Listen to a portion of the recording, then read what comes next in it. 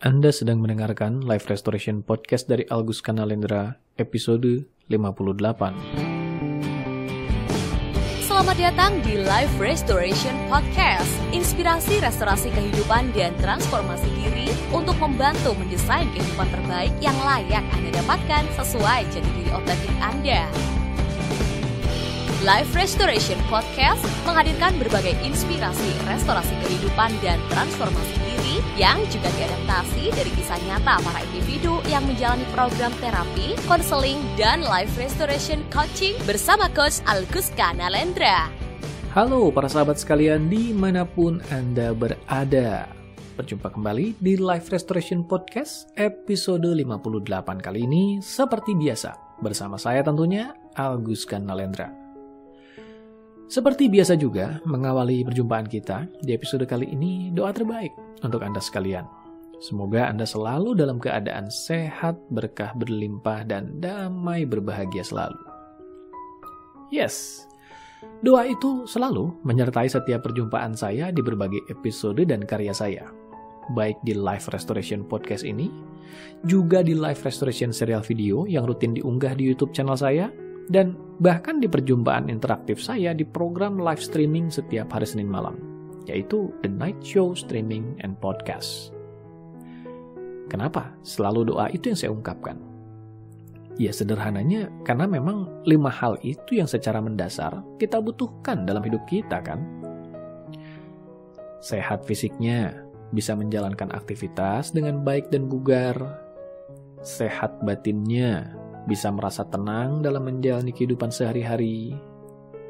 Berkelimpahan hartanya, berkecukupan, mampu memenuhi kebutuhan diri dan orang terkasih. Berkah juga hartanya, bisa memberi manfaat bagi orang di sekitar. Damai menjalani kehidupan, damai dan harmonis dengan orang di sekitar. Bisa menikmati dan mensyukuri kehidupan dengan rasa bahagia. Itu saja yang kita butuhkan dan kita perjuangkan dalam hidup ini kan. Maka itulah doa dan harapan yang saya tujukan pada para pendengar konten dan karya saya, ya hanya 5 hal itu. Semoga sehat, berkah berlimpah, dan damai berbahagia. Nah, itu sedikit pembuka dan penjelasan singkat atas doa yang sering saya tujukan untuk Anda. Sekarang mari kita masuk ke bahasan pembuka dari episode kali ini yang akan membahas tentang belenggu mental. Atau istilah lainnya yaitu penjara mental. Membicarakan belenggu mental ini ada sebuah kisah yang mungkin sudah cukup sering Anda dengar, di mana kisah ini membicarakan tentang rantai gajah. Meski sudah cukup sering dibicarakan, tidak ada salahnya kita mengangkat kisah ini di awal episode kali ini kok ya. Alkisah, untuk menjinakkan seekor gajah yang sudah ditangkap agar ia tidak kabur, para penangkap gajah akan menggunakan seutas rantai yang besar dan kuat, yang ditambatkan ke sebuah pancang yang kokoh. Sedemikian kuat rantai dan pancang itu, sampai-sampai gajah yang terikat pada rantai dan pancang itu tidak akan bisa kabur atau lepas darinya. Gajah yang sudah ditangkap akan kemudian dibius, untuk kemudian dipindahkan ke lokasi di mana ia mulai dirantai pada pancang yang sudah disiapkan tadi. Ketika gajah itu terbangun, apa yang akan dilakukannya? Yes, ia akan berontak dan mencoba untuk kabur. Tapi Anda tentu sudah bisa menebaknya. Ketika ia akan berontak dan kabur, rantai yang menahannya akan membelenggunya dan membuatnya tidak berkutik. Ia pun jatuh dan merasakan kesakitan. Berkali-kali hal ini ia lakukan, sampai kemudian ia lelah, lapar, dan haus. Ketika ia sudah lelah dan tidak bisa berkutik, maka ia kemudian diberi makan dan minum.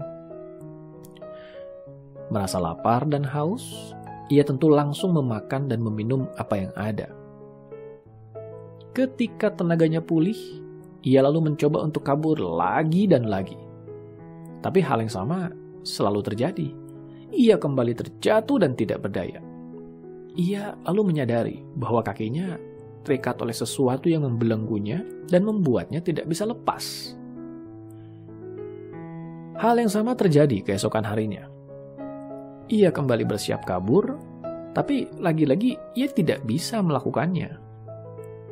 Ia akhirnya menyadari bahwa yang membelenggunya sangatlah kuat dan mustahil untuk bisa dilepaskan. Akhirnya ia memutuskan untuk berdiam dan menyerah. Memutuskan untuk menjalani hari dengan apa adanya. Karena pada akhirnya juga ia akan diberi makan dan minum. Ia akhirnya memilih untuk menyerahkan kebebasannya dan menjalani hari di bawah belenggu. Hari demi hari berlalu. Yang tidak diketahui oleh gajah itu adalah pada satu waktu ketika ia tidur, rantai yang membelenggunya kemudian diganti dengan seutas tali. Tali biasa yang kalau ditariknya pasti putus dan ia bisa kabur dengan mudah. Pertanyaannya, apakah ia kabur? Seharusnya ia bisa kabur dengan mudah kali ini kan? Tapi ternyata tidak demikian. Ia tidak kabur. Keesokan harinya, ia tetap menjalani hari seperti sebelumnya. Tetap diam di tempat di mana ia berada. Mengapa demikian? Ada dua hal. Pertama, karena yang ia pahami adalah masih ada belenggu di kakinya. Selama ini ia terlanjur meyakini bahwa belenggu itu tidak mungkin bisa dilepaskannya. Maka ketika ia kembali terbangun dan ada sesuatu yang ia rasa membelenggunya, ia tetap meyakini percuma saja untuk melepaskan diri karena itu bukan sesuatu yang bisa dilepaskannya. Dan kedua, ini yang paling penting. Belenggu itu sudah pindah dari kakinya ke mentalnya. Belenggu asli yang membelenggu fisiknya berupa rantai sudah tidak ada.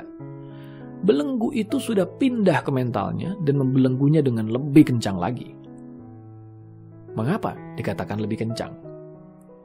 Karena dalam kenyataannya, belenggu fisik asli yang dulu menahannya sudah tidak ada. Secara hitung-hitungan fisik, kalau kali ini ia berontak dan kabur, ia pasti bisa kabur dengan mudah. Namun kenyataannya, ia tidak menyadari semua itu.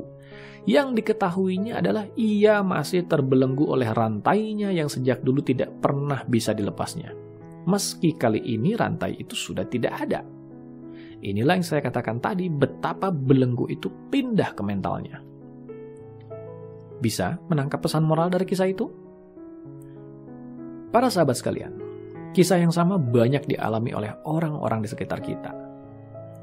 Dalam karir yang saya tekuni sebagai seorang coach, saya mendampingi para klien saya untuk bisa menciptakan perubahan dari kondisi lamanya yang dirasanya tidak ideal menuju kondisi baru yang dirasanya ideal.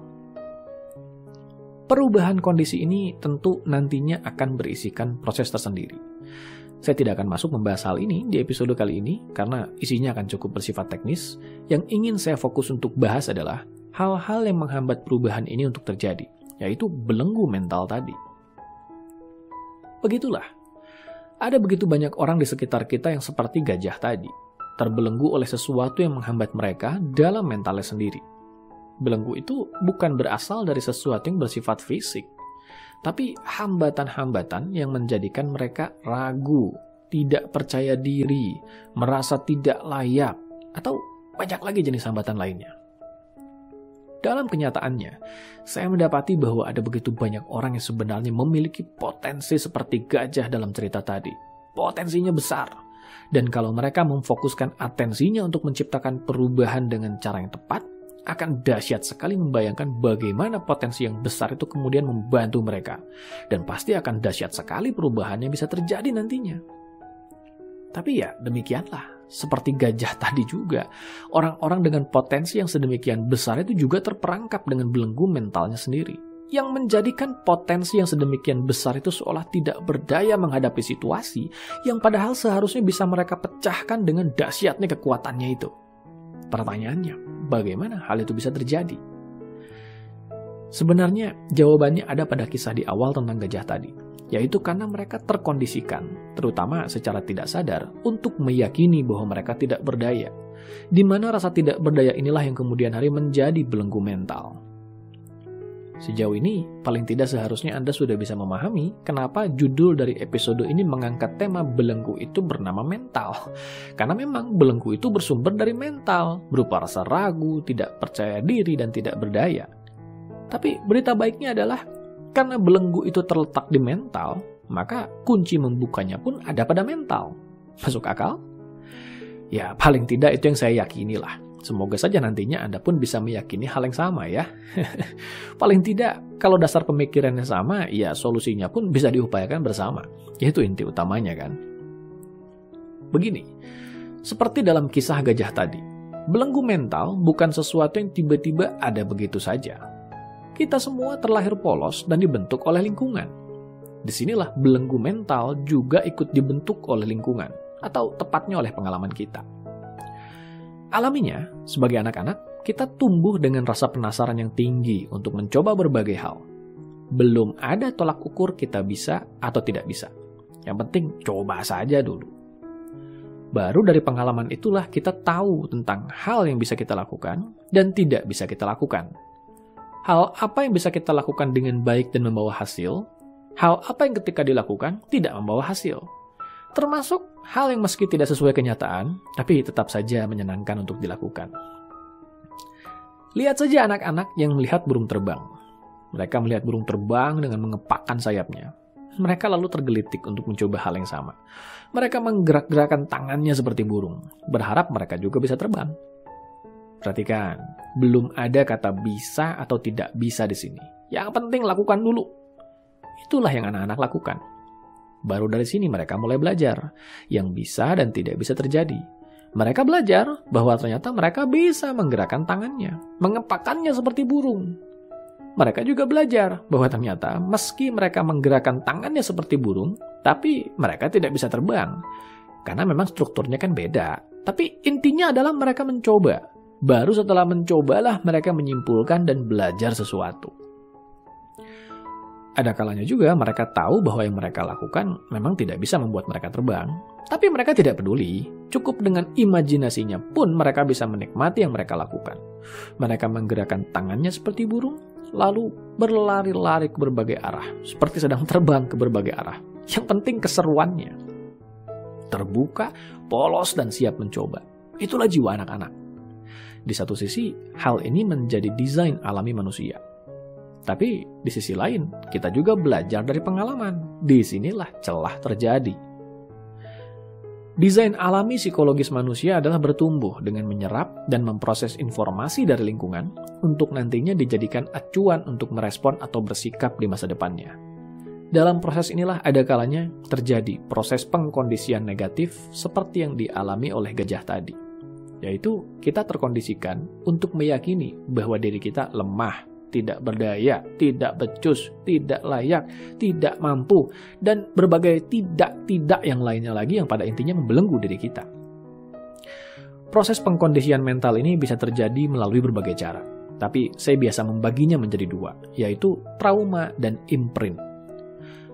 Bahasan ini juga pernah saya bahas di berbagai podcast dan live streaming sebelumnya ya. Jadi saya tidak akan terlalu berpanjang lebar, langsung ke intinya saja.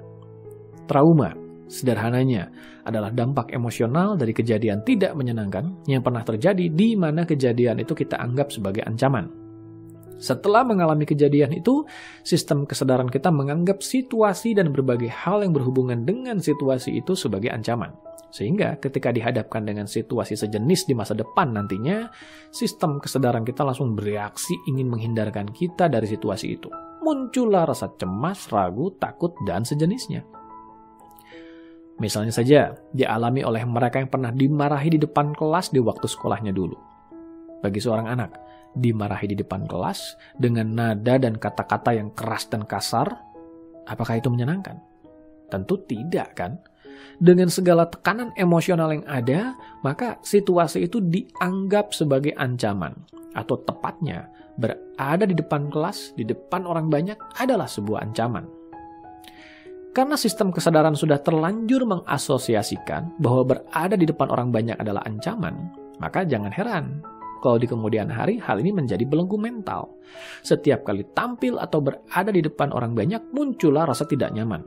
Karena sistem kesadaran ingin menghindarkan kita dari situasi yang dirasa mengancam itu. Tapi bukan berarti kejadian ini pasti menjadi belenggu mental juga. Sama saja seperti ilustrasi gajah tadi lah. Hal ini menjadi belenggu kalau ia mencoba kabur kan. Kalau ia tidak berkeinginan kabur ya bukan belenggu namanya, tapi aksesoris. Manusia juga sama, belenggu menjadi kurungan kalau ia ingin bebas. Kalau ia dasarnya tidak ingin bebas ya bukan belenggu namanya, tapi hiasan. Sama juga dengan si orang yang pernah trauma tampil di depan orang banyak ini. Apakah trauma ini pasti menjadi belenggu? Ya belum tentu. Kalau nantinya seumur hidupnya ia tidak harus tampil di depan orang banyak, ya trauma ini juga kan tidak akan mengganggunya. Trauma ini baru menjadi belenggu kalau ada keinginan atau keharusan untuk tampil di depan orang banyak. Keinginan dan kehendak bebas pikiran sadar untuk bisa tampil di depan umum ini disabotase oleh rasa terancam yang muncul dari pikiran bawah sadar yang terlanjur merasa berbicara di depan orang banyak adalah ancaman. Disinilah mental menjadi sebuah belenggu yang maha dahsyat. Bagaimana tidak? Kejadian yang tidak mengenakan di masa lalu ketika dimarahi itu sudah tidak terjadi. Bahkan sudah berlalu lama sekali. Tapi rasa terancamnya terus membelenggu. Terus menganggap bahwa ancaman itu masih ada. Terus berlangsung. Dan harus terus dihindari. Belenggu mental yang kedua adalah yang saya jelaskan tadi sebagai imprint.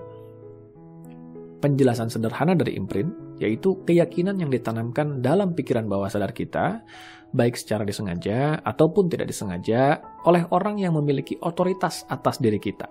Bisa orang tua, keluarga, atasan, dan sebagainya. Yang jelas keyakinan itu tertanam dengan kuat sampai menjadi sebuah kenyataan atau keyakinan kita dalam memandang atau menyikapi sesuatu. Imprint bisa positif dan bisa negatif. Dalam kasus belenggu mental, imprint dikategorikan sebagai perkara negatif, di mana ia adalah keyakinan di pikiran bawah sadar yang menghambat diri kita untuk bergerak maju memenuhi yang kita inginkan secara sadar. Imprint tidak harus melibatkan trauma. Meskipun bisa juga keduanya ada dalam satu waktu. Bisa saja imprint ini berupa keyakinan yang membatasi yang ditanamkan tanpa ada emosi negatif di dalamnya. Bahkan bisa saja emosi yang menyertainya malahan emosi positif. Misalnya ketika kecil sering mendengar orang tua berkata dengan lembut, "Nanti kalau sudah besar, fokus kerja yang benar ya. Tidak usah mikir yang aneh-aneh. Pengen usaha ini, usaha itu. Nanti kalau kenapa-kenapa repot sendiri. Sudah, kerja saja yang benar dan jaga keluarga." Maksudnya memang positif dan disampaikan dengan cara positif juga. Tapi ya hal ini bisa membawa masalah dan menjadi hambatan kalau di kemudian hari si penerima pesan ini ingin jadi wirausaha yang membuka usaha sendiri. Imprint berdiam di pikiran bawah sadar. Meski tidak ada emosi atau trauma yang melekat padanya, ia menjadi cara pandang kita dalam menyikapi sesuatu yang kita alami. Selama yang kita sikapi sejalan dengan imprint itu, maka tidak jadi masalah. Tapi ketika yang kita sikapi tidak sejalan dengannya, maka muncullah belenggu. Karena imprint itu tidak mengizinkan kita untuk melakukan hal yang dianggap tidak sejalan dengannya. Seperti contoh anak tadi saja.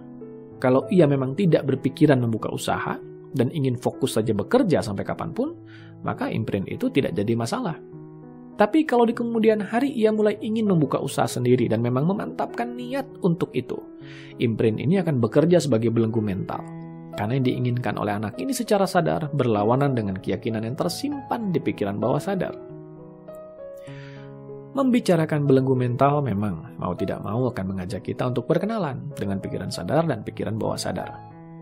Jika yang namanya kehendak atau keinginan terletak di pikiran sadar, maka belenggu mental terletak di pikiran bawah sadar. Lagi-lagi, bahasan tentang pikiran sadar dan pikiran bawah sadar ini sudah berulang kali saya bahas di berbagai episode podcast dan live restoration serial video di YouTube channel saya. Nanti temukan uraian lebih lengkapnya di sana lah ya. Kita fokus ke garis besarnya saja deh, di mana ilustrasi perbandingan dari pikiran sadar dan pikiran bawah sadar adalah 10% pikiran sadar berbanding 90% pikiran bawah sadar. Kalau melihat ilustrasi ini, ketika keduanya berkonflik, kira-kira yang mana yang akan menang? Sudah terbayang jawabannya kan? Sekarang pikiran sadar punya kehendak sebesar 10% tadi. Lalu dihalangi oleh pikiran bawah sadar yang tidak setuju sebesar 90% tadi. Kira-kira bisa tembus? Sulit lah ya. Maka itulah saya katakan sebagai belenggu mental. Karena ia membelenggu cara kita berpikir, memandang, dan meyakini sesuatu. Seringkali yang dibelenggu oleh mental kita ini sesuatu yang tidak seharusnya membelenggu kita. Misalnya saja dalam kasus takut tampil di depan umum tadi. Kalau mengikuti logika sederhana, kita bisa mengurai bahwa namanya tampil di depan umum, ya tampil saja. Kan hanya menampilkan diri. Tidak ada hal buruk yang bisa terjadi. Tidak ada ancaman fisik apapun yang bisa mencelakakan. Kalaupun ada kejadian tidak mengenakan pernah terjadi di masa lalu, itu kan sudah lama terjadi. Tidak ada lagi hubungannya dengan masa kini. Yaitu kata logika. Kata pikiran bawah sadar lain lagi. Trauma yang melekat padanya tetap saja menganggap tampil di depan umum sebagai ancaman. Karena bagaimanapun, ia pernah merasa terancam di situasi itu. Maka apapun kata logika, tidak ada urusan. Tetap saja tampil di depan umum menjadi sesuatu yang harus dihindari. Karena ia adalah ancaman. Titik. Logika jadi tidak berkutik. Belenggu bukan tuh. Imprint bahkan bisa lebih merepotkan. Contoh pada kasus sebelumnya. Imprint tentang fokus saja bekerja, jangan buka usaha. Ini bisa lebih merepotkan lagi. Kalau trauma cukup jelas, karena ketidaknyamanannya muncul secara emosional. Kita merasakannya dan tahu ada sesuatu yang tidak beres. Imprint lain lagi, karena ia tidak selalu membawa emosi atau trauma. Pokoknya ada saja hambatan yang sulit dijelaskan dan sulit dipahami. Karena memang tidak ada muatan emosionalnya, lebih banyak kebuntuan dan kebingungan. Ya, itu juga ada emosinya sih, dari buntu dan bingung itu. Tapi emosinya lebih ke rasa frustrasi setelahnya, bukan seperti trauma yang menghambat justru di sebelumnya. Padahal kalau imprint itu dipecah lagi oleh logika, akan kita dapati bahwa imprint itu tidak logis. Seperti tadi itu, fokus kerja yang benar, tidak usah mikir yang aneh-aneh, pengen usaha ini, usaha itu, nanti kalau kenapa-kenapa repot sendiri. Ini jenis kenapa-kenapanya apa memangnya? Dijelaskan saja tidak kan? Memangnya pasti kalau buka usaha akan mengalami kejadian tidak menyenangkan? Tidak pasti juga kan? Itu kan hanya cara pandang orang tua yang mungkin pernah mengalami atau melihat hal tidak menyenangkan yang dialami mereka yang buka usaha sendiri, yang diwariskan. Ya sebut saja diwariskanlah ke anak, yang kemudian ikut diyakini sebagai kenyataan oleh si anak, meski si anak tidak mengalami yang si orang tua alami. Tapi bukan soal logis tidak logis, namanya juga belenggu mental, ya ia tetap membelenggu. Letaknya di pikiran bawah sadar pula, yang sulit disadari. Ini sama dengan belenggu yang tidak terlihat, tapi cengkramannya kuat sekali. Jadi, penting tidak untuk bisa melepas belenggu mental ini? Ya, saya tidak bisa memaksa Anda ikut meyakini ini penting, tapi kalau kita renungkan secara lebih mendalam, kalau kita adalah orang yang ingin mewujudkan berbagai pencapaian dan peningkatan kualitas hidup yang ternyata disabotase oleh adanya belenggu mental dalam diri, maka hal ini tentu penting adanya. Pertanyaan berikutnya adalah, jadi bagaimana cara melepaskan belenggu mental ini? Nah, yang satu ini kita ulas di episode selanjutnya di minggu depan ya. Dapatkan lebih banyak inspirasi restorasi kehidupan dan transformasi diri dengan ikuti Instagram @alkuska dan YouTube channel Alkuska Nalendra. Kunjungi juga website www.alkuska.com untuk temukan lebih banyak informasi menarik lainnya, termasuk untuk memesan layanan profesional bersama Coach Alkuska Nalendra untuk membantu mendesain kehidupan terbaik yang layak Anda dapatkan sesuai jati diri otentik Anda.